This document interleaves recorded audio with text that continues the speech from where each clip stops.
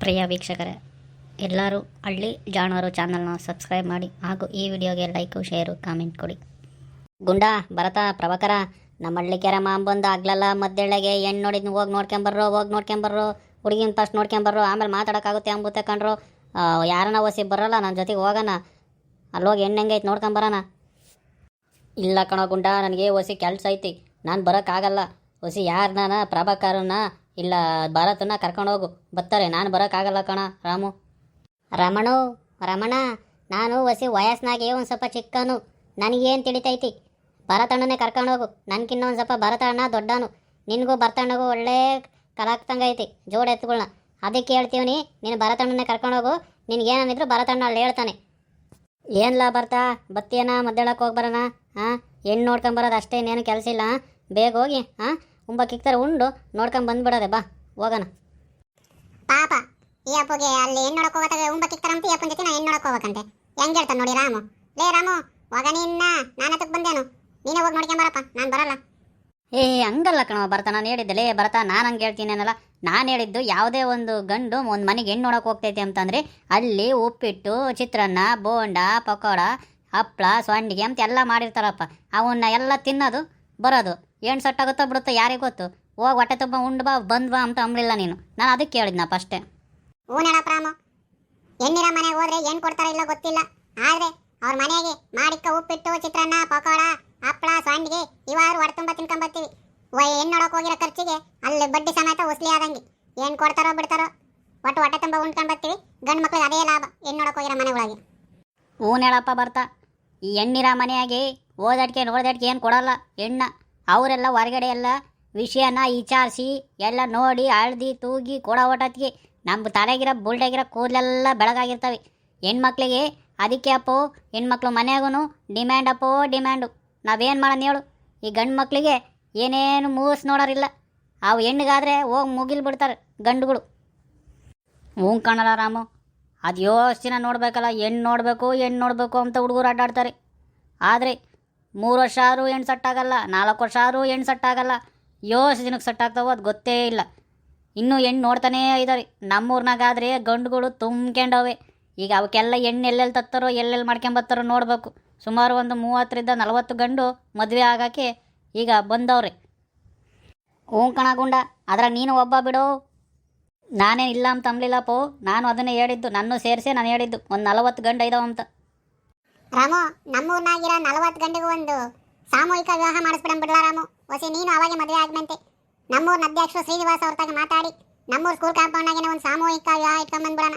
ಎಲ್ಲಾರ್ದು ಸೇರಿಸಿ ಒಂದೇ ದಿವಸನೇ ಮದುವೆ ಮಾಡಿಸ್ಬಿಟ್ರೆ ಆಯಿತು. ನಮ್ಮೂರು ಒಂದು ಮಾದರಿ ಆಗುತ್ತೆ. ಇಂಥ ಊರಿನಾಗೆ ಇಷ್ಟು ಜನ ಗಂಡುಗಳಿದ್ರು ಒಂದೇ ಸರಿ ಎಲ್ಲ ಸಾಮೂಹಿಕ ವಿವಾಹ ಮಾಡ್ಕೊಂಡ್ಬಿಟ್ಟವ್ರೆ ಅಂತ. ಹಂಗೆ ಮಾಡೋದು ಬಿಡ್ಲ ರಾಮು, ಸುಮ್ಮನೆ ಯಾಕೆ ಮಾಡೋಕೆ ಹೋಗ್ತೀವಿ ಹೆಣ್ಣು ಇವಾಗ? ಕಂಡ್ಲಾ ಬರ್ತಾ, ಒಂದು 40 ಗಂಡು ನಮ್ಮೂರಾಗ ಇದ್ದಾವೆ. ಇವಾಗ ಎಲ್ಲ ಹೆಣ್ಣು ನೋಡಿ ಅವರೆಲ್ಲ ಮದುವೆ ಆಗ್ಬೇಕಂದ್ರೆ ಎಷ್ಟು ದಿನಗಳಾಗೋಗ್ತಾವ ಏನೋ. ಅದಕ್ಕೆ ಇದು ಬೆಸ್ಟ್ ಐಡಿಯಾ ಬಿಡಪ್ಪ ಬರ್ತಾ, ನೀನು ಒಳ್ಳೆ ತಲೆ ಐತೆ ನಿನಗೆ. ಕಣ್ ರಮಣ, ಬರ್ತಂದು ತಲೆ ಅಂದರೆ ತಲೆನೇ. ಎಂಥ ತಲೆ ಹೇಳು ಒಂದು. ಅಬ್ಬಾಬಾಬಾ, ಬರ್ತಂಗಿರೋ ತಲೆ ನಮ್ಮೂರ್ನಾಗ ಯಾರಿಗಿಲ್ಲ ಬಿಡು, ಅಂಥ ದೊಡ್ಡ ತಲೆ ಬರ್ತಂದು. ಹೌದು ಕಣ್ಲಾ ಪ್ರಭಾಕರ, ನಮ್ಮೂರ್ನಾಗ ಬುದ್ಧು ಅಂತ ಅಂದರೆ ನಾನಾಗಿರೋ ನಮ್ಮ ರಾಮು ಅಲ್ಲ, ಇವನಾಗಿರೋ ಗುಂಡನೂ ಅಲ್ಲ. ನಮ್ಮೂರ್ನಾಗ ಬುದ್ಧು ಅಂತ ಅಂದರೆ ಬರ್ತ ಒಬ್ಬನೇ ಅಲ್ಲ ಕಣಲ್ಲ ರಾಮು.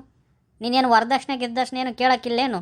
ಮನೆಗಲ್ಲಿ ಹೆಣ್ಣು ನೋಡೋಕೆ ಹೋದಾಗ ಯಾತನ ಒಂದು ಇದು ಮನ್ಸರೆಲ್ಲ ಏನೇನು ಕೇಳ್ಬೇಕಂತೆಲ್ಲ ಈಗಲೇ ಜ್ಞಾಪಕ ಮಾಡ್ಕೊಂಡು ಹೋಗಪ್ಪ ರಮಣ. ಈಗೇನು ಹುಡುಗಿಯರು ಎಲ್ಲ ಅದನ್ನೇ ಯೋಚನೆ ಮಾಡಿ ಹೋಗಿ ಮಾತಾಡಲ್ಲಿ, ಆಮೇಲೆ ಯಾತಂದ್ರೆ ಅದನ್ನೇ ಮಾತಾಡಿಯವು. ಅಲ್ಲ ಕಣಲ್ಲ ಗುಂಡ, ಆಗಿನ ಕಾಲ ಹೋಯ್ತು ಕಣೋ. ಇವಾಗ ಅವ್ರು ನಮಗೆ ವರದಕ್ಷಿಣೆ ಕೊಡೋದಲ್ಲ, ನಾವು ಅವ್ರಿಗೆ ವಧು ದಕ್ಷಿಣೆ ಕೊಟ್ಟು ಮದುವೆ ಮಾಡ್ಕೊಂಬರ್ಬೇಕು. ಇದು ನೋಡಿ ಹೆಂಗೈತಿ ಇವಾಗ. ಅದೇ ಮುಂಚೆಲೆ ವರದಕ್ಷಿಣೆ ಏನಾದರೂ ತಗೊಂಡ್ರೆ ನಾವು ಹೊಡೆದು ಎಲ್ಲ ಜೈಲಿಗೆ ಹಾಕ್ತೀವಿ ಅಂತ ಸರ್ಕಾರನೇ ಒಂದು ಏನೋ ಕಾನೂನು ಜಾರಿ ಮಾಡಿತ್ತು. ಆದರೆ ಈಗ ಎಲ್ಲ ಉಲ್ಟಾ ಆಗೈತಿ. ವಧು ದಕ್ಷಿಣೆ ತಾಮ್ತಾವ್ರೆ, ಆದರೆ ಆ ವಧು ದಕ್ಷಿಣೆ ತಗೊಂಬರ್ನ ಯಾರನ್ನೂ ಒಳಗೆ ಹಾಕಂಗಿಲ್ಲ. ಕಾನೂನು ಇವಾಗ ಏನು ಅದನ್ನ ಜಾರಿನೂ ಮಾಡಿಲ್ವಲ್ಲ ಗುಂಡ. ಇದು ನೋಡಿ ಹೆಂಗೈತೆ. ಇನ್ಮೇಲೆ ನಾವು ಅಷ್ಟೇ ಅಪ್ಪ, ಸರ್ಕಾರಕ್ಕೆ ಒಂದು ಮನವಿ ಮಾಡ್ತೀವಿ. ಇನ್ಮೇಲೆ ಯಾರಾದರೂ ವಧು ದಕ್ಷಿಣೆ ಏನೇನಾದ್ರು ತಗೊಂಡ್ರೆ ಸರ್ಕಾರದವರು ಅವ್ರನ್ನ ವಧು ದಕ್ಷಿಣೆ ತಗೊಂಡವ್ರನ್ನ ಒಳಗೆ ಹಾಕ್ಬೇಕಂತ ನಾವಿನ್ಮೇಲೆ ಸರ್ಕಾರಕ್ಕೂ ಕೂಡ ಒಂದು ಲೆಟ್ರ್ ಬರಿತೀನಿ ನಾಳೆಗೆ. ನನಗೇನೋ ಬರೆಯೋಕ್ಕೆ ಬರಲ್ಲ, ಯಾರ ತಗನ ಬರೆಯೋಕ್ಕೆ ಬರೋರ್ತಾಗ ಬರೆಸ್ಕೊಂಡು ಒಂದು ಲೆಟ್ರ್ ಹಾಕ್ತೀನಿ ಸರ್ಕಾರಕ್ಕೆ ಮನವಿನ. ಕಣಲ್ಲ ರಾಮು, ಹಂಗೆ ಮಾಡಿದರೆ ಒಳ್ಳೆಯದು. ಯಾಕಂದರೆ ಅವಾಗ ನಮಗೆ ಮಾಡಿದ್ರಲ್ವ ಕಾನೂನ, ವರದಕ್ಷಿಣೆ ತಾಂಡವ್ರಿಗೆ ಕಾನೂನು ಕ್ರಮ ಕೈಗೊಳ್ಳಲಾಗುತ್ತದೆ ಅಂತ. ಹಂಗೆ ಇಪ್ಪಟ್ಟು ವಧುದಕ್ಷಿಣೆಯನ್ನು ತಾಂಡವ್ರಿಗೆ ಸರ್ಕಾರ ಕಾನೂನು ಕ್ರಮ ಕೈಗೊಳ್ಬೇಕಂತೇಳಿ ಒಂದು ಪತ್ರವನ್ನು ಬರೆಯೋಣ ಸರ್ಕಾರಕ್ಕೆ. ಇದು ಎಲ್ಲ ನಮ್ಮ ಹಳ್ಳಿಯಲ್ಲಿರ್ತಕ್ಕಂಥ ಹುಡುಗರು ಎಲ್ಲರೂ ಕೂಡ ಇದನ್ನು ಮನಸ್ಸಲ್ಲಿ ಇಟ್ಕೊಂಡು ಒಂದು ಲೆಟರನ್ನು, ಏನೋ ಒಂದು ಪತ್ರವನ್ನು ಸರ್ಕಾರಕ್ಕೆ ಬರೀರಿ. ನಿಮ್ಮ ಹಳ್ಳಿಯಾಗಿರೋ ಹುಡುಗರ್ತಾಗೆಲ್ಲ ಸೈನ್ ಮಾಡಿಸ್ಕೊಂಡು ಆ ಲೆಟ್ರನ್ನ ಸರ್ಕಾರಕ್ಕೆ ಹಾಕ್ರಿ. ಬರ್ರಣ ಏಟತ್ ನಿನ್ಕೊಂಡು ಮಾತಾಡ್ತೀರಾ, ಆ ಜಲ್ಲಿ ಮೇಲೆ ನಾವು ಹೋಗಿ ಕೂತ್ಕೊಂಬನ.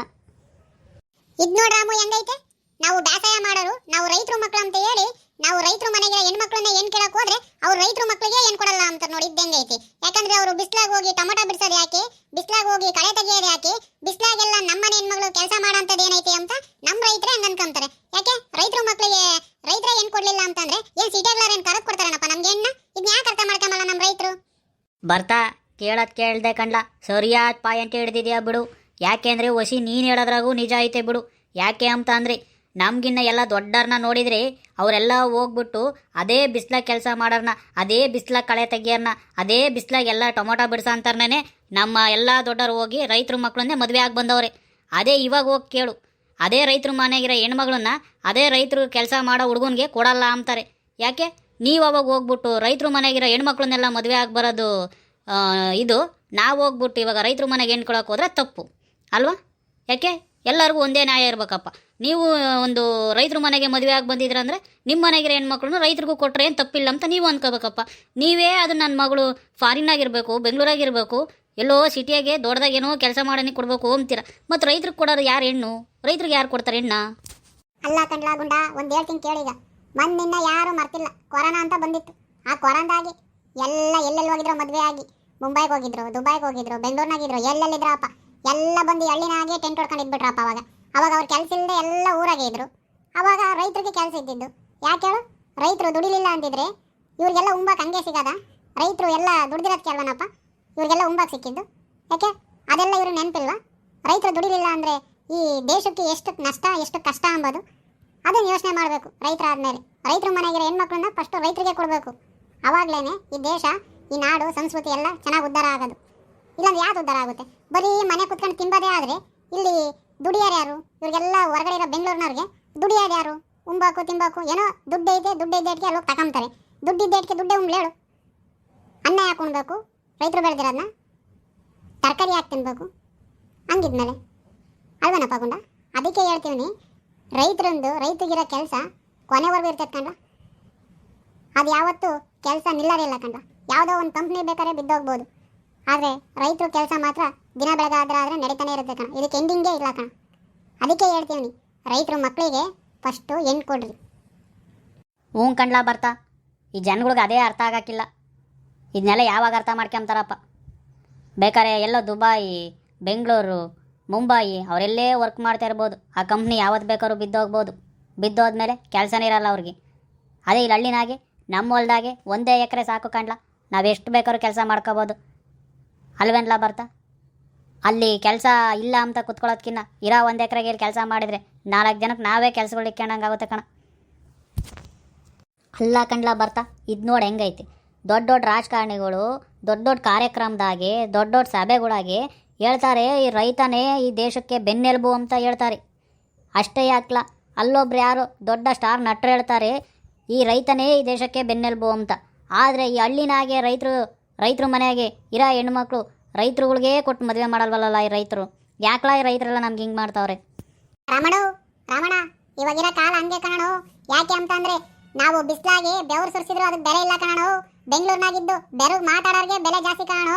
ಅದಕ್ಕೆ ಎಲ್ಲ ಕೂಡ ಬೆಂಗಳೂರು ಕಡೆಗೆ ಏನ್ ಕೊಡಕ್ ನೋಡ್ತಾರೆ. ಅವನು ಬೆಂಗಳೂರಿನಾಗ ಹುಡುಗ ಏನನ ಮಾಡ್ಕೊಂಡಿರ್ಲೇಳು, ಯಾವ ಕೆಲಸನ ಮಾಡ್ತಿರ್ಲೇಳು, ಅವ್ನಿಗೆ ಎಷ್ಟನ ಸಂಬಳ ಇರ್ಲೇಳು, ಕೊನೆ ಪಕ್ಷ ಬೇಕಾದ್ರೆ ಬೆಂಗಳೂರಿನಾಗೆ ಮೆಟ್ಟು ತೊಳ್ಕೊಂಡಿರ್ಲೇಳು. ಬೇಕಾರೆ ಅವ್ರಿಗೆ ಏನ್ ಕೊಡ್ತಾರೆ. ಆದ್ರೆ ಇಲ್ಲಿ ಕಣ್ಮುಂದಿದ್ದು, ತಂದೆ ತಾಯಿ ಮುಂದಿದ್ದು ಬೆಳ್ಕೊಂಡು ಇಲ್ಲಿ ಕೆಲಸ ಮಾಡೋರಿಗೆ ಏನ್ ಕೊಡಲ್ಲ ಕಣೋ. ಕಂಡ್ಲಾ ಬರ್ತಾ, ನೀನು ಹೇಳೋದು ಕರೆಕ್ಟೇನೆ. ಯಾಕೆ ಅಂತಂದರೆ ಇಲ್ಲಿ ಹಳ್ಳಿನಾಗೆ ಹೊಲ್ದಾಗೆಲ್ಲ ಬೆವರು ಸುರಿಸಿ ಕೆಲಸ ಮಾಡೋರಿಗೆ ಬೆಲೆ ಇಲ್ಲ ಕಂಡ್ಲ. ಬೆಂಗಳೂರಿಂದ ಬಂದು ನಾನು ಆ ಕೆಲಸ ಮಾಡ್ತಾಯಿದ್ನಿ, ಈ ಕೆಲಸ ಮಾಡ್ತಾಯಿದ್ನಿ, ನನಗೆ ಅಷ್ಟು ಸಂಬಳ ಅಂತ ಹೇಳಿ ಬೆರೋಗಿ ಮಾತಾಡಿ ಹೋಗೋರಿಗೆ ಕಂಡ್ಲ ಬೆಲೆ ಜಾಸ್ತಿ. ಯಾಕೆ ಅಂದರೆ ಅವ್ರ ಮನೆ ಹೆಣ್ಮಕ್ಳನ್ನ ಬೆಂಗಳೂರಿಗೆ ಕೊಟ್ಟು ಮದುವೆ ಮಾಡಿದರೆ ಅಲ್ಲಿ ನೆಳ್ಳಾಗ ಆರಾಮಾಗಿರ್ತಾರೆ, ನನ್ನ ಮಗಳು ಮನೆಯಾಗಿರ್ತಾಳೆ, ಇಲ್ಲಿ ರೈತರು ಕೊಟ್ಟರೆ ಬಿಸ್ಲಾಗ ಯಾಕೆ ಎಣಗಿಸ್ಬೇಕು ಅಂತ ಯೋಚನೆ ಮಾಡ್ತಾರೆ ಕಂಡ್ಲ. ಅಷ್ಟೇ, ಏನಾಗುತ್ತಪ್ಪ, ಎಲ್ಲ ಬದಲಾಗುತ್ತಿಲ್ಲ ನೋಡೋಣ ಇದು. ಸರಿ ಕಣ್ರಾಮಣ್ಣ, ಇನ್ನೇನು ಮಾಡೋಕ್ಕಾಗುತ್ತೆ? ನಾವು ಹೊಸಿ ಹೇಳೋದೆಲ್ಲ ಹೇಳಿದೀವಿ. ನೋಡೋಣ ಎಲ್ಲ ಏನೇನ್ ಮಾಡ್ತಾರೆ ಜನ ಅಂತ ಗೊತ್ತಾಗ್ತೈತಿ. ಹಾ, ನೀನ್ ಇಪ್ಪಟ್ಟು ಹೆಣ್ಣು ನೋಡಕ್ ಟೈಮ್ ಆಗುತ್ತೇನಪ್ಪಲ್ಲ ನಿನಗೆ. ಊನಪ್ಪೋ ರಾಮಣ್ಣ ಹೆಣ್ಣು ನೋಡಕ್ಕೆ ತುರಿಗಾರಾಗೆ ನಿಂತವ್ರಿ. ಬರ್ತಾನ ನೀನೇ ರಾಮಣ್ಣನ ಜೊತೆಗೆ ಹೋಗಿ ಹೆಣ್ಣು ನೋಡ್ಕೊಂಬರ್ಬೇಕು ಕಾಣೋ. ಹ್ಞೂ ಕಾಣ್ಲಾ ಪ್ರಭಾಕರ, ಆಯ್ತು ಹೋಗ್ ಬರ್ತೀನಿ ಹೇಳ. ನೋಡೋಣ ರಾಮಣ್ಣಂದು ಹೆಂಗೈತಿ ಹೆಣ್ಣು ನೋಡಕ್ ಹೋದಾಗಂತ. ಸರಿ ಕಣ್ರಲ್ಲ, ನಾನು ಓಸಿ ಹೋಗಿ ಬಟ್ಟೆ ಚೇಂಜ್ ಮಾಡ್ಕೊಂಬತ್ತೀನಿ. ಹಂಗೆ ಮಾತಾಡ್ತಾ ಇರ್ರಿ, ಹೆಣ್ಣು ನೋಡಕ್ಕೆ ಹೋಗ್ಬೇಕಲ್ಲ ಅದಕ್ಕೆ. ಸರಿ ಕಣ್ರಪ್ಪ, ರಾಮುಗೆ ಹೆಣ್ಣು ನೋಡಕ್ ಹೋಗ್ತೀನಿ. ಹೊಸಿ ನಾನು ಮಂತಕ್ಕೆ ಹೋಗಿ ಹೇಳ್ ಬರ್ತೀನಿ. ನೋಡ್ರಪ್ಪ, ಹಳ್ಳಿನಾಗೆ ಬ್ಯಾಸಾಯ ಮಾಡೋ ಹುಡುಗರ್ದು ಎಷ್ಟು ಕಷ್ಟ ಐತಂತ ಮದುವೆ ಆಗೋದು. ಅದಕ್ಕೆ ಹೇಳ್ತೀವಿ, ರೈತರಾಗಿ ನೀವು ಕೂಡ ನಿಮ್ಮ ಮನೆಗಿರೋ ಹೆಣ್ಮಕ್ಳನ್ನ ರೈತರಿಗೆ ಕೊಟ್ಟು ಮದುವೆ ಮಾಡ್ರಪ್ಪ. ನಮ್ಮಂಥ ಬ್ಯಾಸಾಯ ಮಾಡೋರಿಗೆ ಕೊಟ್ಟು ಮದುವೆ ಮಾಡ್ರಪ್ಪ. ಕೊಡ್ತಾರೆ ಬಿಡು ಗುಂಡಣ್ಣ, ರೈತರದ್ದು ಕಷ್ಟ ಏನಂತ ಅವ್ರಿಗೂ ಗೊತ್ತಿಲ್ಲ. ಅದ್ರಾಗ ಇದು ಒಂದು ಕಷ್ಟ, ಅದನ್ನ ಅರ್ಥ ಮಾಡ್ಕೊಂಡು ಅವರೆಲ್ಲ ಇದನ್ನ ನೋಡಿದ ಮೇಲೆ ಕೊಡಲಿಲ್ಲ ಅಂದ್ರೆ ಹೆಂಗೆ ಹೇಳು, ಕೊಡ್ತಾರೆ ಸುಮ್ಕಿರುವಸಿ. ಇನ್ಮೇಲೆ ಎಲ್ಲ ರೈತರು ಮನೆಗಿರೋ ಹೆಣ್ಮಕ್ಳು ರೈತರನ್ನೇ ಮದುವೆ ಆಗ್ತಾರೆ ಬಿಡು. ಸರಿ ಕಣ್ಲಾ ಪ್ರಭಾಕರ, ಏನಾಗುತ್ತಂತ ನೋಡೋಣ ಬಿಡು ಇದನ್ನು.